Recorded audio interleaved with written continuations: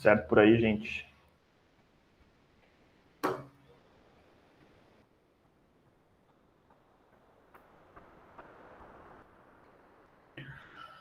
Bora lá, então, para a nossa última aula do ano de fenômenos de transportes. A gente vai fechar os conteúdos de dinâmica dos fluidos hoje. E vamos ver aí se eu lanço uma prova para vocês estarem resolvendo aí até o dia 22, que é o último dia do semestre, né? Se eu conseguir. Mas se não, a gente faz daí na retomada no ano que vem também. Beleza, gente?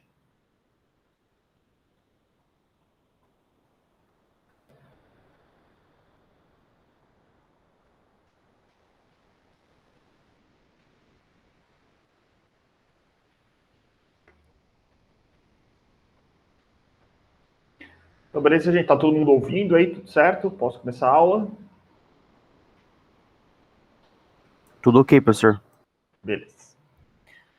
Vamos lá, então. Então, na aula da semana passada, a gente começou, então, a discutir escoamentos internos e, quer dizer, a gente estava discutindo e a gente viu boa parte dos escoamentos internos, né? Então, gostaria de ter trazido o que eu vou passar hoje na aula anterior também, mas como vocês vão ver, a densidade de conteúdos é bastante grande, então eu não ia conseguir dar conta de tudo. Então, por isso eu trouxe escoamentos externos para uma aula exclusiva para escoamentos externos. Isso aqui, de novo, né, dá para abrir muito mais do que a gente está vendo aqui. Então, a gente já está vendo as equações prontas, a gente já está vendo os sistemas já prontos, as coisas, a gente não está deduzindo as coisas aqui do zero como foi feito experimentalmente na mecânica dos fluidos, né? Então a gente está indo muito mais, de forma muito mais direta. Então a gente falou lá na última aula sobre o escoamento interno, então que o Reynolds lá estudou o escoamento dentro de tubos, utilizando experimentos simples, por exemplo, esse daqui, onde a gente tem lá o escoamento laminar, o escoamento transiente e o escoamento turbulento dentro de um determinado duto, e o que vai fazer com que ele seja laminar, transiente ou turbulento são os parâmetros do escoamento, velocidade do escoamento, densidade ou massa específica do fluido, viscosidade do fluido, diâmetro do tubo, etc. Essa aqui é a aplicação do número de Reynolds para escoamentos fechados, né? Mas a gente pode usar o número de Reynolds também para escoamentos abertos, que é o que a gente vai ver na aula de hoje. Então, o escoamento laminar, quando o Reynolds está entre 2.100 e 2.300, isso para um escoamento fechado, né? E o escoamento vai ser turbulento quando o Reynolds é maior do que 4.000. No escoamento, os livros não trazem a diferença entre escoamento aberto e fechado quando fala do número de Reynolds e não explora muito o número de Reynolds dentro de um escoamento aberto, porque a maior parte deles é turbulento. É muito difícil a gente ter um escoamento laminar, um escoamento do tipo aberto. Então, por isso que Reynolds está muito associado a escoamento fechado, né? E mesmo quando a gente está estudando um escoamento aberto, a gente delimita lá um volume de controle, um sistema de controle, como a gente viu nas últimas aulas, para fazer as análises dentro daquele espaço ali. A gente estudou também a perda de carga nos escoamentos, então que existem vários tipos de perda de carga, né? A perda de carga localizada e a perda de carga normal ou distribuída, né? Então a perda de carga localizada está relacionada com as válvulas, joelhos e outros componentes. A perda de carga dita normal ou distribuída está relacionada ao atrito interno do escoamento dentro da tubulação. Então, como eu falei, para perda de cargas normais ou distribuídas, a gente utiliza essa equação aqui, que é um exercício para vocês fazerem em relação a isso, inclusive, e a gente usa o diagrama de Moody lá. O diagrama de Moody é interessante porque a gente tem uma parte dele aqui no qual o escoamento, quando o Reynolds é muito grande, vai depender mais do fator de atrito mesmo do meu duto, né? Porque aqui a gente tem uma parte praticamente laminar, linear. Então, se a gente pegar esse ponto aqui, a gente pegar esse ponto aqui, eles mudaram um pouco, mas muito pouco. Então, o número de Reynolds mais baixo, o número de Reynolds mais alto, eu vou continuar utilizando o mesmo fator de atrito aqui. E no meu escoamento laminar, eu tenho também aqui uma região um pouco diferente, onde eu tenho uma relação quase que linear. Então, uma equação do primeiro grau vai poder descrever como é que é esse comportamento aqui. Então, o meu fator muda muito em relação a Reynolds na minha parte laminar e na minha região de transição. Então, é essa parte aqui que é um pouco mais... As coisas são um pouco mais confusas, vamos dizer assim. Mas, via de regra, esse diagrama consegue aproximar muito bem para a gente fazer os cálculos que a gente precisa fazer. E as perdas de carga localizada, então a gente viu que a gente utiliza essa equação e está relacionado com a geometria do meu duto, né? Não só a geometria como o tipo de união, o comprimento desse duto também. Então, minha perda de carga localizada está relacionado a esse tipo de análise. Beleza. Então, até aqui a gente falou de escoamento interno. A gente calculou os escoamentos internos. A partir daqui a gente vai começar a olhar como é que a gente consegue fazer esses cálculos para os escoamentos externos também. A gente chegou a ver algumas coisas de escoamento externo, quando a gente viu... a gente pode considerar, por exemplo, aquele exemplo lá do caminhão, dentro do túnel de vento e tudo mais, como a área da seção lá de testes é tão grande, a gente considera aquilo como um escoamento externo. Um túnel de vento, por mais que é uma seção fechada, a gente está fazendo uma análise de escoamento, como se fosse escoamento externo dentro de um objeto. Ah, professor, mas ele está imerso dentro de um sistema fechado, que é o túnel de vento, tal. Sim, mas o túnel de vento está simulando como é que seria, na realidade, um escoamento desse tipo. Então, quando a gente fala de escoamento interno, mesmo a gente está pegando lá um duto, alguma coisa menor, uma coisa nesse sentido. Mesmo um túnel de vento utilizado para fazer teste supersônico, no qual a área de seção é extremamente minúscula, mas o modelo que é colocado ali da aeronave também é muito pequenininho. Então, ainda assim, a gente está tentando fazer uma análise do escoamento externo. Então, quando o corpo está submerso em fluido e escoamento, surgem forças e interações entre ambos.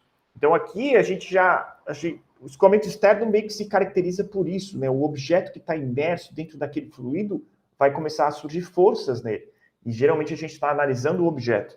No escoamento interno, a gente está analisando o sistema como um todo, né? O escoamento ali dentro do duto como um todo. A gente quer dimensionar aquela tubulação para entregar água, alguma coisa nesse sentido assim. No escoamento externo, não. A gente está analisando uma aeronave, uma bolinha de, sei lá, de golfe, alguma coisa nesse sentido assim, um cilindro, etc. Então, muitas vezes o fluido está em repouso e o corpo é que se movimenta através da massa fluida, como no caso de um avião em voo ou um submarino em mergulho. Então, óbvio, né? Claro que é uma questão de referencial, né? Mas se a gente está... O ar no planeta Terra está parado, né? É o avião que está se deslocando pelo ar. Mas quando a gente faz essa análise dentro de um túnel de vento, a gente deixa o avião parado e desloca o ar ao redor desse avião. Então, a gente tem essas duas formas de analisar, né? Em outras, o corpo está imóvel, imerso em fluido em escoamento, com o vento soprando numa ponte ou rio, escoando sobre os pilares dessa ponte. Que a gente pode pensar também em sistema de geração elétrica, né? Aquelas turbinas eólicas com aquelas pás enormes e finas, tal. Tem um propósito do porquê que aquela pá é construída daquela forma. Então, aquele objeto ele está parado e é o vento que está passando por ele. Esse tipo de sistema também é testado dentro de túneis de vento, para ver como é que é o processo de otimização dos parâmetros, etc. Ambas as situações, então, posso fixar a referência no corpo e tratar o assunto como se o fluido estivesse escoando. Então, é só uma questão de referencial, né? Eu posso lá botar um avião dentro do túnel de vento, fazer o escoamento passar ao redor dele, e vou conseguir as mesmas características como se fosse o avião voando na atmosfera mesmo. A geometria dos corpos vão ter uma grande influência sobre o escoamento e sobre as forças que estão envolvidas na interação desse corpo com o fluido escoando. Corpos aerodinâmicos, por exemplo, como uma asa de um avião, vai provocar efeitos menores no escoamento comparados a corpos de sistema rombudo, né? Como, por exemplo, aqui uma antena parabólica ou alguma coisa nesse sentido. Então, uma aeronave ela é feita para conseguir furar o vento de uma forma mais eficiente, para ter menos arrasto e para ter mais sustentação. Uma antena parabólica, a gente pode pensar ali de um radiotelescópio, alguma coisa assim, não, ela está parada em cima do observatório lá, e não tem nenhuma importância a característica geométrica desse objeto em relação ao escoamento de ar ao redor dele. É claro que existem alguns lugares, até aqui em Santa Catarina tem um radar o SINDACTA, um dos radares da aviação. As antenas parabólicas, então, desse SINDACTA, elas são desse tipo aqui e tal. Como é muito... Aqui, onde tem o SINDACTA, é um dos pontos é o ponto mais alto do estado, tem muito vento e é muito frio, então eles construíram uma uma redoma ao redor dessas antenas e elas estão ali dentro. Então, tipo, lá tem uma redoma e as antenas estão dentro, porque o escoamento de ar, então, como o vento é muito forte, não vai arrancar as antenas, alguma coisa nesse sentido assim. As forças que atuam, então, sobre o corpo submerso e o escoamento são oriundas da interação, claro, do fluido com a superfície desse corpo, né? Ou seja, tem uma tensão de cisalhamento, que a gente já discutiu um pouco sobre isso, produzida pela viscosidade do fluido, e a tensão normal à superfície, que é a minha tensão da minha pressão, produzida pela pressão do escoamento sobre o corpo. Então, a gente tem esses dois tipos de efeitos ocorrendo dentro de um corpo submerso. A tensão de cisalhamento e a tensão normal à superfície dada pela pressão. Vamos ver como é que essas duas coisas influenciam no escoamento de diversos tipos de objetos diferentes. Então, as forças produzidas por essas tensões, se decompostas em componentes paralelos ao fluxo e normais a ele, produzem forças resultantes. Então, elas vão produzir duas forças resultantes, que são chamadas de arrasto, no sentido do fluxo, e sustentação, perpendicular ao fluxo. Então, arrasto é a letra D que a gente utiliza, é dada em newtons, né, porque é uma força, vem de drag é arrasto em inglês, e L de sustentação vem de lift, que é sustentação em inglês, perpendicular ao fluxo. Então, aqui está essas duas distribuições de forças que acontecem, por exemplo, num aerofólio de um avião. Então, isso aqui é uma asa de um avião cortada, e a gente está olhando a seção transversal dessa asa. Então, a força de pressão decorrente do escoamento desse fluido, então U é a velocidade, eu tenho uma distribuição de pressão, onde a pressão é mais alta nesse ponto, e existe lá uma pressão para si, uma diferença de pressão entre a parte de cima e a parte de baixo da meu aerofólio, que vai fazer com que surja a minha sustentação, ou o meu lift aqui, né, do meu avião. É assim que o avião voa. Existe uma distribuição de pressão em cima da asa da aeronave, existe uma pressão, diferença de pressão entre a parte de cima e a parte de baixo, que faz com que a aeronave ela consiga se manter no ar. Isso associado à ação e reação também. Mas aqui no escoamento de fluidos, a gente está sempre analisando uma aeronave, por exemplo, voando em voo nivelado, e não está nem subindo e não descendo. Então, a gente olha alguma coisa em regime permanente, fica mais fácil para a gente fazer as nossas análises. Além disso, a tensão de cisalhamento aqui, então o cisalhamento que surge sobre o escorregamento das lâminas de fluido, vão fazer que existam aqui um atrito nessa meu aerofólio. Isso vai fazer com que surja uma força de arrasto, chamada de drag, né? Arrasto. Então, a composição dessas duas forças vai gerar essas duas forças aqui que vão agir na minha aeronave. O sustentação e o arrasto. O Lucas quer fazer, João Lucas quer fazer pergunta? Fica à vontade. Não, professor, não é pergunta não. Tem alguém pedindo para entrar, professor? Porque o Felipe Rossi está falando que não está conseguindo entrar. Tá, não tem. Vocês estão vendo a minha tela também, ou não tem ninguém para eu aceitar. Pede para ele tentar entrar de novo, fechar o navegador e abrir de novo. Beleza, gente? Então, como a aeronave está se deslocando, então existe aqui embaixo uma turbina, né? Ou qualquer tipo de propulsor, ou uma hélice aqui na parte da frente, lá do avião. Então, é essa hélice ou essa turbina que vai fazer a força para frente da aeronave. E contra essa força, a gente tem o arrasto e a sustentação. Então, existe um equilíbrio de forças de uma aeronave para que a gente consiga manter ela no ar voando. Agora sim, alguém está pedindo para entrar. Beleza. Então, existe esse equilíbrio de forças na aeronave para que faça com que a aeronave consiga voar e voo nivelado. Se alguma dessas forças deixar de existir, a aeronave não vai conseguir voar. Então, se aqui a força de sustentação deixar de existir, a aeronave simplesmente vai cair. Sem sustentação, ela não voa.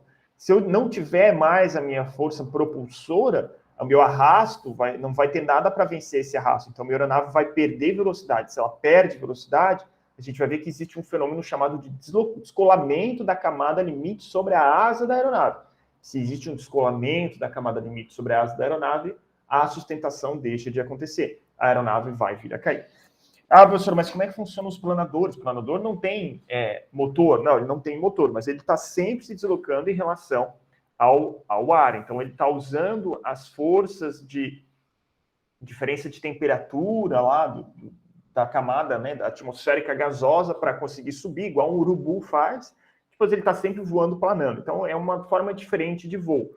Não é uma hélice que está puxando a aeronave, mas essa aeronave está descendo em relação ao solo, só que se a camada de ar que ela está circulando, ela está subindo, ela vai subir em relação ao solo, mesmo com o nariz para baixo.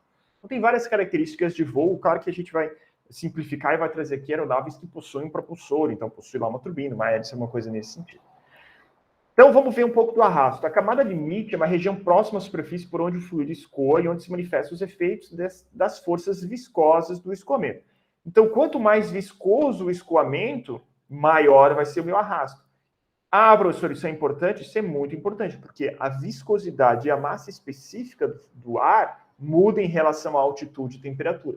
Então, quando o avião vai decolar de uma cidade que está muito alta, os efeitos da temperatura do ar atmosférico e da altitude que ele está inserido vão influenciar nas características de voo da aeronave. Então, ela vai poder botar mais ou menos carga dentro por exemplo, do compartimento de combustível ou de pessoas a bordo, dependendo das condições atmosféricas também. Assim, nessa região, o perfil de velocidade pode ser percebido pelo fato de uma camada de fluido adere à superfície com velocidade nula, condição de não deslizamento. A gente já viu isso no tubo de Pitot. E a velocidade nas camadas adjacentes vai crescendo até se igualar à velocidade montante do escoamento. Então, é isso que eu estava falando para vocês. Isso aqui é o que forma a camada limite sobre o aerofólio de uma aeronave. Fora dessa região, então, a influência das forças viscosas, o fluido comporta-se como se não houvesse uma superfície e a sua velocidade é igual à velocidade montante. Então, a gente viu isso no tubo de Pitot, que a camada, lá no limite, quando a camada limite tende a zero, a velocidade do escoamento é zero. O escoamento está colado no meu objeto, ali, no meu aerofólio na aeronave, por exemplo. Ou, por exemplo, dentro de uma tubulação, está colada à tubulação. A gente viu isso quando a gente viu o escoamento interno, e a gente viu que lá tem uma distribuição de velocidade, no qual a velocidade nesse ponto e nesse ponto aqui são zero, e a velocidade no meio aqui é máxima. Se a gente pegar um aerofólio de um avião, é a mesma coisa. Existe uma formação de uma camada limite aqui, no qual a velocidade nesse ponto aqui é zero, e a velocidade aqui atrás, ela é máxima. Então, isso aqui sendo uma asa cortada transversalmente. A distância de superfície até a camada onde a velocidade é praticamente igual à velocidade montante do escoamento é conhecida como espessura de camada limite. Então, é aquele desenho ali que eu fiz para vocês. Então, aqui é como se fosse um escoamento passando sobre uma determinada superfície, e a gente aqui não só precisa pensar em aeronaves, como qualquer outra coisa, onde eu tenho a velocidade no meu ponto de contato aqui, quando o meu limite da minha espessura é zero, a minha velocidade é zero. E chega um ponto em que a minha velocidade aqui em cima é a mesma velocidade, ou é 99% da velocidade do escoamento. Então, existe um ponto lá onde essas forças do atrito viscoso acabam não surtindo mais efeito. E a espessura dessa camada chama-se camada limite. Gente, alguém não entendeu?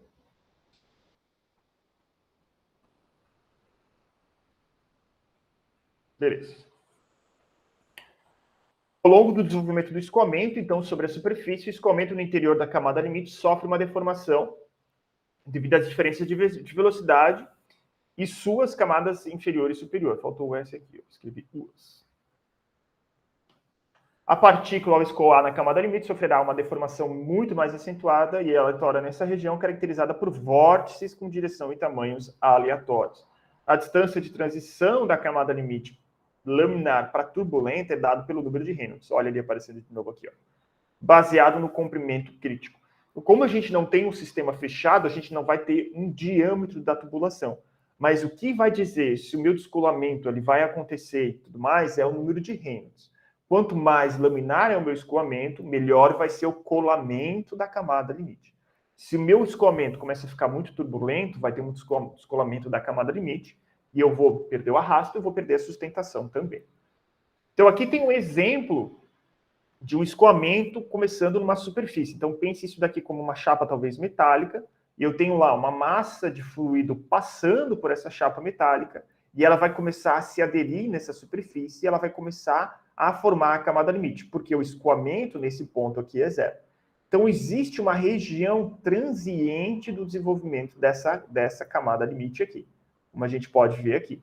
Existe uma camada laminar e uma camada que se torna cada vez mais turbulenta por conta do meu atrito que tem aqui na minha superfície. Então, se minha camada de fluido aqui ela estava bem comportadinha, como está mostrando aqui, ó, vai chegar um ponto que ela pode começar a se descolar e começar a ficar turbulenta. E esse Reynolds a gente calcula por isso daqui. Então, massa específica, distância, velocidade e viscosidade. Então, aqui eu tenho o que a gente chama de borda de ataque. A gente é muito comum utilizar isso para aeronaves, inclusive, porque a borda de ataque é onde começa a se desenvolver o meu escoamento dentro, em cima da superfície da asa. Então, para o número de Reynolds, a distância da borda até a transição é o XC, velocidade é montante, massa específico, viscosidade do meu fluido, dado nessas unidades aqui. Então, existe essa distância até a transição, onde eu tenho lá um escoamento laminar e ele transforma-se em escoamento turbulento. É importante isso daqui? É importante, porque a minha sustentação, se for uma asa de um avião, vai acontecer enquanto eu tenho um escoamento. A camada limite está aderida à superfície. A partir do momento que começa a chegar muito, muito atrás da minha asa, eu tenho um descolamento. É por isso que um avião, quando pousa, ele levanta alguns superfícies. Então, o avião vem pousar, ele encostou no chão, ele já está no chão. Então, o piloto vai acionar o reverso para diminuir a velocidade, mas, ao mesmo tempo, vai levantar os spoilers da asa, que são algumas chapas metálicas, e a gente acredita que essa chapa metálica é um freio aerodinâmico. Na verdade, não é bem assim. Aquela chapa metálica serve para destruir a camada limite sobre a superfície e jogar o avião, de fato, na pista. Então, é para o avião parar de voar. Por quê? Porque boa parte da redução da velocidade da aeronave vem dos pneus. Então, existe lá o freio ABS, o pneu do avião, que faz com que a velocidade reduza. E outra parte vem do reverso da turbina. Então, para que eu consiga ter atrito entre a aeronave, os pneus da aeronave e o chão, ela não pode ter mais sustentação. Ela, de fato, tem que estar toda no chão, né? Se vocês se lembrarem lá, força de atrito, FAT, é igual a μ, que é meu coeficiente de atrito, vezes a minha normal. Minha normal, se eu tiver lá, então, a roda da aeronave aqui, a minha normal está para cima, e a minha normal está atrelada ao meu peso, que está para baixo. Então, é por isso que eu destruo a camada limite sobre a asa de um avião quando o avião já tocou os pneus no solo da pista. O tipo de camada limite, então, vai ter influência sobre o arrasto do corpo. Então, ali eu estava falando de sustentação, mas aqui a gente está ainda vendo o arrasto, né? Então, a forma como a camada limite está desenvolvida numa superfície, seja numa aeronave, seja numa esfera girando, seja numa bola que está viajando no ar, numa bola de futebol, por exemplo, vai ter influência no arrasto desse corpo. Quando o corpo tem um perfil aerodinâmico, como a asa de um avião, a camada limite turbulenta tende a aumentar o arrasto do corpo. No entanto, quando o corpo é rombudo, então, por exemplo, uma esfera ou um cilindro, a camada limite turbulenta diminui o arrasto. Então, isso aqui é importante para vocês estarem resolvendo os exercícios que vão ter no final dessa aula. Vai ter um exercício teórico e essa frase aqui é importante para vocês explicarem o fenômeno que está lá. Então, quando o corpo é rombudo, como uma esfera ou um cilindro, a camada limite turbulenta diminui o arrasto. Arrasto, né? Vamos ver aqui algumas figuras que daí a gente consegue entender um pouco melhor. Então, a força de arrasto possui duas contribuintes, o arrasto de atrito e o arrasto de pressão. Na asa do avião possui a asa de um avião, por exemplo, possui uma grande força de arrasto por conta do atrito, como a gente falou antes ali. O coeficiente de arrasto é o coeficiente que a gente consegue medir esse arrasto ali, tá, gente? Já uma esfera vai ter uma força de arrasto por conta do arrasto de pressão. Então, uma esfera é diferente de uma asa do avião. Se numa asa do avião lá a gente tem atrito e tudo mais, a força do arrasto por conta do atrito, né? Então são atrito das camadas de fluido que estão aqui coladas na minha asa, vão gerar o meu arrasto. Então vou gerar aquela força drag. Não é tanto a diferença de pressão atrás do aerofólio da aeronave, do asa do avião. Mas numa esfera é diferente, é completamente diferente, na verdade. São essa região aqui de esteira, que onde acontece o descolamento da camada limite, é que vai fazer com que, então, surja o arrasto. É uma zona de baixa pressão e vai fazer com que o meu arrasto aqui surja. Se eu tiver um colamento melhor da minha camada limite aqui, é ainda pior, porque eu vou ter uma força de pressão aqui maior. Então, se eu conseguir descolar essa camada limite antes, numa bolinha dessa daqui, ela vai conseguir jogar ela mais longe, por exemplo. Então, é assim que funciona o arrasto dentro, né, em diferentes objetos. Alguém ficou com dúvida, gente?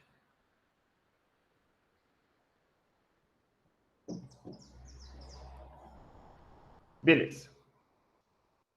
O deslocamento e a formação da região de esteira atrás do corpo vai depender do número de Reynolds do meu escoamento. Então, tudo está atrelado ao número de Reynolds. Para Reynolds muito pequeno, o escoamento é simétrico em torno do cilindro. Então, aqui, ó, eu tenho um Reynolds pequeno, então, uma bola viajando numa velocidade muito baixa, num fluido, ou um fluido cuja viscosidade é mais alta, então meu Reynolds vai ser menor, né, porque são proporções inversamente... são coisas inversamente proporcionais, então eu vou ter um maior colamento da minha camada limite aqui nesse tipo de esfera, ela vai desprender só aqui.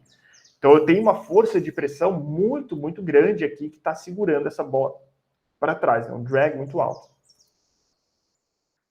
O aumento do meu Reynolds vai produzir uma região de baixa pressão estacionária pelo descolamento da camada limite. Então aqui eu tenho já um descolamento que praticamente está colado na minha esfera.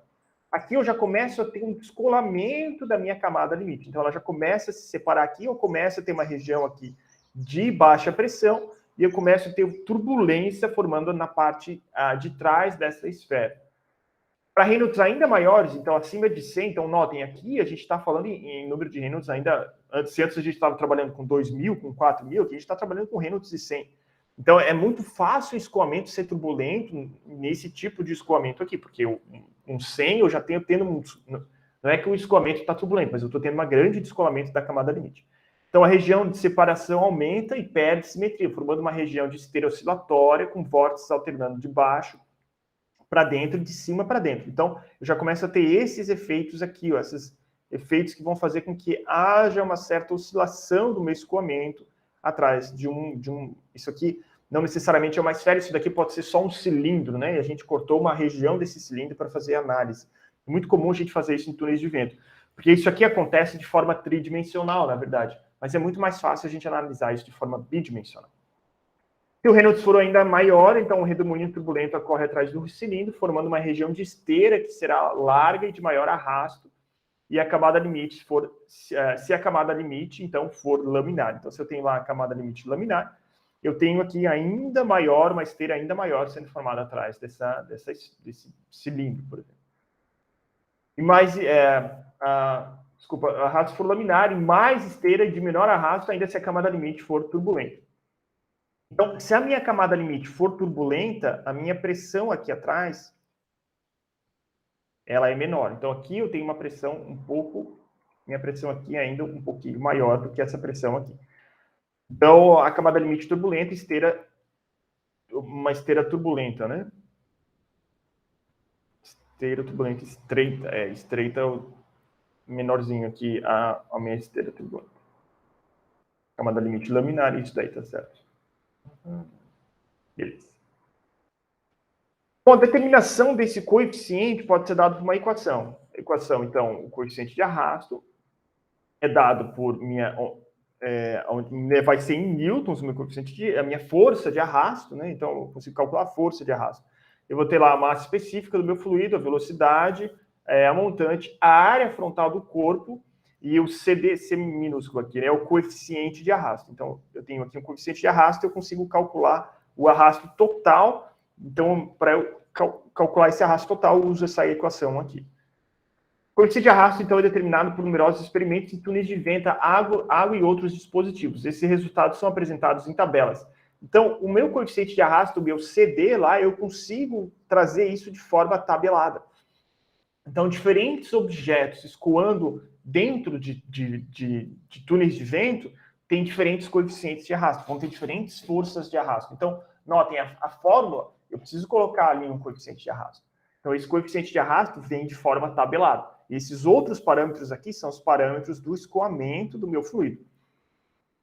Então, por exemplo, se eu tiver lá uma casca semicircular, o meu coeficiente de arrasto, se tiver vindo da esquerda para a direita aqui é 2,3, se tiver vindo da direita para a esquerda é 1,1, porque o meu escoamento vai passar ao redor dessa casca semicircular.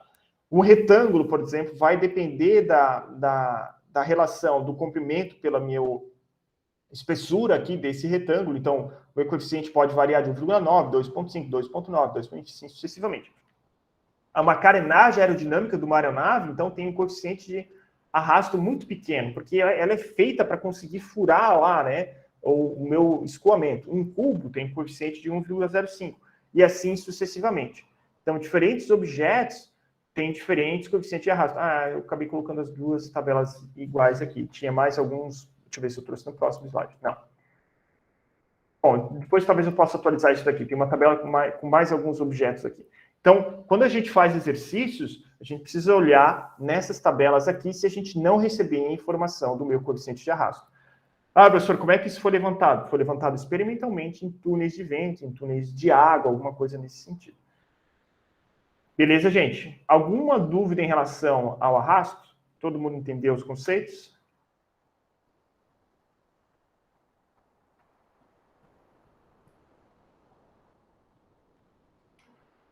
Beleza, vamos falar sobre a sustentação. Então, qualquer objeto movendo-se imerso dentro de um fluido vai estar sujeito a forças que provêm da interação do fluido com a sua superfície, como a gente viu. Se o objeto for simétrico e produzir um campo de escoamento simétrico, ou seja, linhas de fluxo simétricas, a força resultante dessa interação vai atuar na direção da velocidade a montante e será a própria força de arrasto. Caso contrário, se o campo de escoamento não for simétrico, como no caso de um perfil não simétrico de uma asa ou um aerofólio, surgirá também uma força perpendicular ao fluxo chamada de sustentação, como a gente já viu naquela outra imagem lá atrás.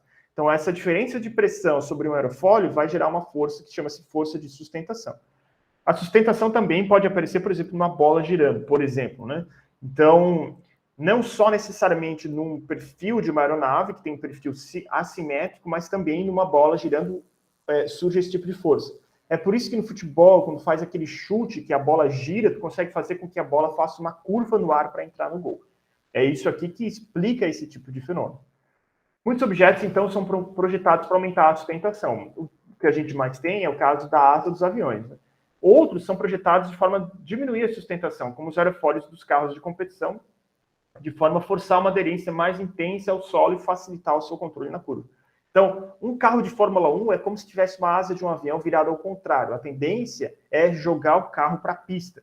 Se eu consigo fazer com que o carro cole mais na pista, eu tenho mais atrito com a pista. Então, de novo, minha força de atrito muda, eu consigo acelerar mais fácil. Meu pneu do carro de Fórmula 1 não vai arrastar, deslizar quando eu acelero o carro, quando eu freio, assim sucessivamente.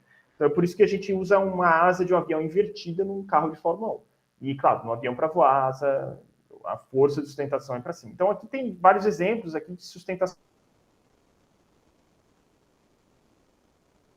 Faz um perfil simétrico, como, por exemplo, o avião acrobático, e ele está voando nivelado, eu não tenho uma força que está puxando o avião para cima. Então, o avião está voando de forma nivelada. Não só aviões acrobáticos, aviões de linhas aéreas também, todos os aviões, né? Quando a gente tem um voo em regime permanente, a sustentação é igual à minha força-peso. É isso que mantém a aeronave voando em regime permanente, sem estar subindo, sem estar descendo. Se a aeronave quer subir, então ela muda lá um pouco o seu perfil do seu avião, então lá pelo o controlador traseiro, tal, faz com que a aeronave tenha a tendência de subir. Então tem uma diferença de escoamento aqui, mesmo num perfil simétrico, né? E aqui uma asa de avião com perfil assimétrico, isso aqui vem de experimentos da NASA, tá, gente? Então quem desenvolveu muito essas asas, esses aerofólios, foi a NASA lá na década de 50 e 60, e é tudo tabelado, as aeronaves que utilizam isso daqui, então utilizam esses perfis tabelados. Então, esse tipo de perfil tem lá uma sustentação nele. É muito legal que dentro das universidades tem uma competição chamada Aerodesign, e o Aerodesign faz com que a gente tenha que desenvolver aeromodelos para uma competição. Existem diversas regras, tal, diversos tipos, e a gente desenvolve esse tipo de aerofólio para aeromodelos também.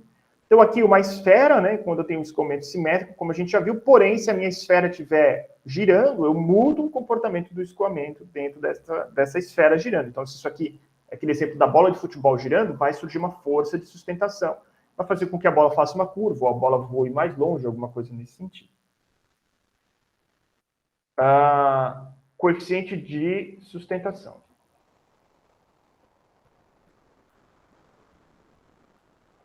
O coeficiente, então, de determinação pode ser dado também por uma equação, que é o Lifts, né? A sustentação é dada por um meio de densidade, de novo, massa específico, velocidade do fluido, área, e, de novo, tem lá um coeficiente de sustentação que a gente também tem esse tipo de coeficiente de sustentação. Os aerofólios e as asas são casos clássicos em mecânica dos fluidos de dispositivo projetado para aumentar ou diminuir a sustentação. Nesses casos, a área projetada, então, é dada pelo comprimento do aerofólio ou da asa, B multiplicado pela sua largura. Então, a asa da seção que a gente vai utilizar naquele cálculo é o meu comprimento multiplicado pela largura. É a área da asa aqui.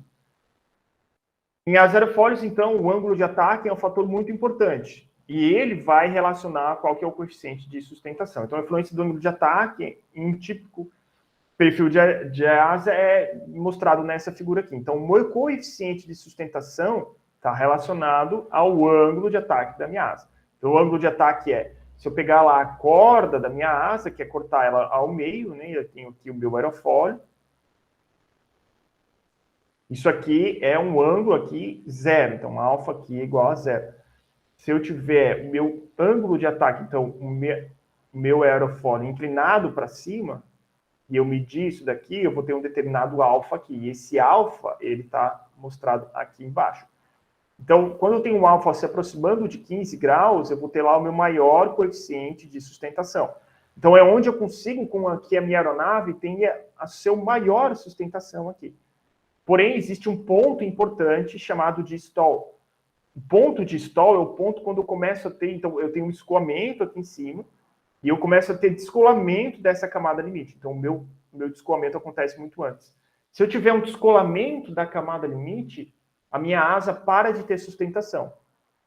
O que acontece se a minha asa para de ter sustentação? A minha aeronave vai parar de voar. Eu não tenho mais nada segurando a aeronave no ar em relação ao peso dela. Então, ela vai começar a cair. E isso aqui já aconteceu, já levou a acidentes aéreos, por exemplo. Então, eu não sei se vocês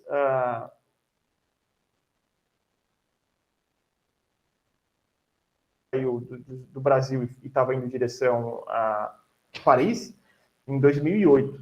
Então, é o voo AF447. Existe um vídeo no Aviões e Músicas no YouTube que explica a sequência de cadeia de eventos que levou a esse acidente. É um conjunto de fatores que levou ao acidente aéreo.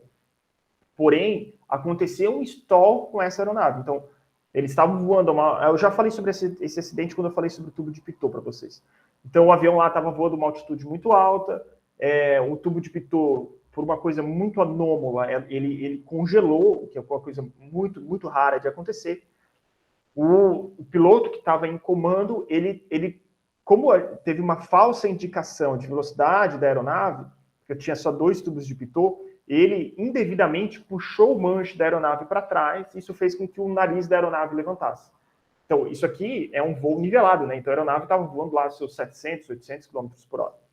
Quando ele levantou esse nariz da aeronave, dadas as condições atmosféricas, aconteceu... É claro que ele não estava em 15 graus, né? Ele estava lá, ele levantou um pouco o nariz da aeronave. Mas, dadas as condições atmosféricas daquele dia e diversos fatores, houve um descolamento da camada limite. Quando houve esse descolamento da camada limite, o avião estava voando nivelado, ele puxou o avião para cima, deu esse descolamento, o avião caiu de forma chata, assim, simplesmente parou de voar até ter o contato com a superfície do mar, enfim, aí gerou esse acidente. No fim, quando eles estavam muito próximos da superfície do mar, o comandante entrou na cabine, viu que isso estava acontecendo e tentou recuperar a aeronave. Ele ia conseguir recuperar a aeronave se ele tivesse chegado um pouco antes, ou se ele estivesse mais alto. Mas como eles já estavam muito baixos, já tinham perdido muita altitude, infelizmente eles acabou acarretando nesse acidente. Então, o stall é uma coisa que pode acontecer e pode levar a desastres aéreos. Ah, professor, todo stall é ruim? Não, quando a aeronave está fazendo o pouso, lá, querendo ou não, lá tem um certo descolamento, bem no finalzinho, lá quando ele está na final, ele puxa o nariz para cima, a velocidade é baixa, tem o descolamento, a aeronave pousa. Então, ali são várias questões que podem estar acontecendo. Então, à medida que o ângulo de ataque aumenta, o coeficiente de sustentação também cresce até um determinado limite, denominado limite de stall. Ah, professor, como é que o piloto sabe lá o limite de stall? Isso é tudo tabelado, gente. Isso tem tudo em manuais das aeronaves, a velocidade, o ângulo de ataque para dar stall, não dar stall, e também a própria experiência do piloto. Nessa condição, então, ocorre uma súbita perda de sustentação, que pode ser perigoso no caso de aeronaves que precisarão de uma altitude suficiente para se recuperar de sua sustentação. Então, aquilo que eu falei, perde sustentação, precisa de altura para conseguir recuperar, tal, esses fazer com que o escoamento cole novamente na camada limite ali e tal. Outra típica relação envolvendo os aerofólios da asa é a carga da asa. A carga da asa é uma relação entre a força de sustentação L, então o lift, né, e a área da asa projetada. Então, quando a gente tem uma aeronave que tem um determinado peso, a gente vê lá peso máximo de decolagem, a gente tem que fazer um cálculo para saber se a área daquela asa vai conseguir vencer a força-peso do avião. É claro que isso varia muito se a aeronave está decolando, se a aeronave está pousando, se a aeronave está em voo nivelado, assim sucessivamente. A gente vai trabalhar aqui em regime permanente, então voo nivelado. Mas diversos fatores influenciam nisso aqui. Então, a minha a carga da asa é dada por essa relação aqui, L sobre A igual a 1/2 de ρ vezes o meu CL. Os valores típicos para carga de asa de avião pode variar de aproximadamente 70 newtons por metro quadrado nos primeiros aviões. Então, cada metro quadrado do avião tem 70 newtons de força para cima. Até mais de 7.000 newtons nos modelos de jatos comerciais. Então, a gente consegue forças extremamente altas aqui no meu de sustentação, né? Para um pequeno besouro, por exemplo, a carga da asa é de aproximadamente 50 newtons por metro quadrado. Então, imagine, mas a asa do besouro não tem, claro que não tem nenhum metro quadrado. Deve-se observar que a carga da asa é proporcional ao quadrado da velocidade. O que isso quer dizer? É que a carga da asa, então, que é isso daqui, então, carga da asa é igual a 1/2 de ρ. Então, à medida que eu aumento a velocidade em fator de 1, a carga da asa aumenta um fator elevado ao quadrado, né? Então, não é linear essa relação. Beleza, gente? Os exercícios são, primeiro, explique de forma detalhada e com base nos assuntos que a gente abordou em sala de aula, então é para explicar de forma detalhada, gente. Não é para fazer uma frase curta lá, não. Por que uma bola de golfe possui cavidades em sua superfície? Beleza? Para explicar isso daí, com base no que a gente viu em sala de aula. E o outro exercício, então, considere um Boeing 737, voa a uma velocidade de 230 metros por segundo, possui uma área da asa de 125 metros quadrados, um peso de 650 newtons e um coeficiente de arrasto de 0,031. Vamos mudar esse coeficiente de atrito aqui de 0,031 para o coeficiente de atrito que está tabelado lá. Deixa eu ver qual era o valor. 0,2. Então, vamos usar esse coeficiente de atrito de 0,2.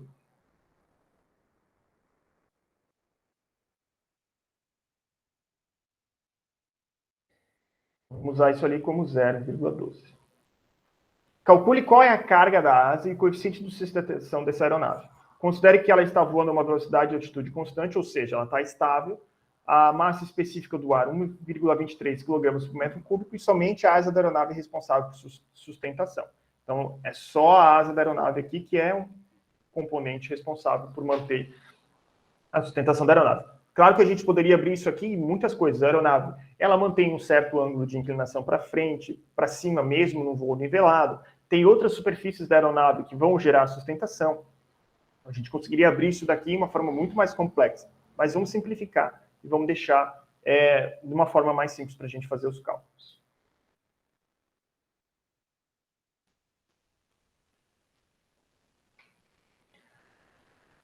Gente, dúvidas em relação a essa aula?